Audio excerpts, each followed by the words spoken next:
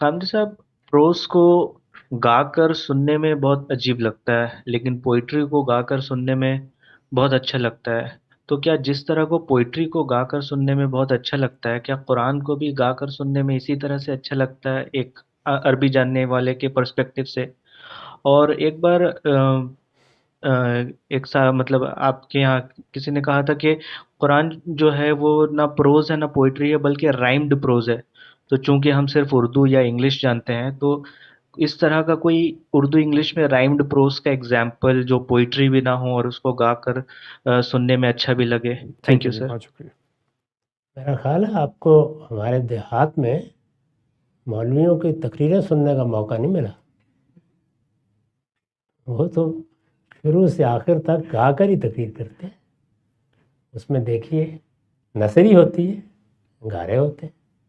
میں نے تو بچپن میں 10 تقریریں سنی ہیں، پوری پوری تقریر اسی طرح گاتے ہوئے کرتے ہیں۔ درمیان میں چند جملے کبھی کبھی ہماری طرف بولتے ہیں، ورنہ گانا شروع کر دیتے ہیں۔ تو گانے کے لیے ہر چیز ہی موجود ہے۔ قرآن مجید میں تو اللہ تعالیٰ نے بڑی موسیقی رکھی ہے، بہت آہنگ ہے۔ جب کوئی آدمی پڑھتا ہے تو حیرت ہو جاتی ہے کہ کس طریقے سے لفظ اور معنی کے امتزاج کو اللہ تعالیٰ نے غنا میں بدل دیا ہے۔ قرآن کو آپ پڑھیے، قرآن کو اس طریقے سے پڑھیے۔ گانے سے مراد کیا ہے؟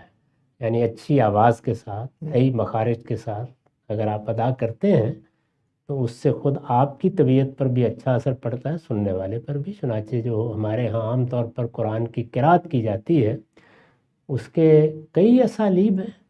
آپ بڑے بڑے قاریوں کی قرات سنیں، حیران کن طریقے سے وہ آپ کے دل میں اترتی چلی جاتی ہے۔ بلکہ میں نے تو دیکھا ہے کہ ان لوگوں کو بھی متاثر کرتی ہے جو عربی زبان سے واقف نہیں ہوتے۔ ایسا آہنگ ہے، ایسی خوبصورتی ہے اس میں، تو ضرور اس کو سنیے، اس میں کوئی معنی نہیں ہے۔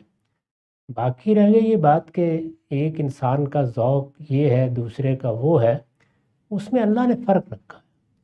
اس کو سامنے رکھ کر ہر آدمی اپنے لیے چیزوں کا انتخاب بھی کر لیتا ہے۔ انسان نے جو چیزیں عام طور پہ ایجاد کی ہیں ان میں ایک تو خیر شاعری کی مختلف اصناف ہیں، دنیا کی ہر زبان میں ہے۔ پھر ہم یہ جانتے ہیں کہ بلینک ورس، فری ورس، وہ بھی وجود میں آ گئی۔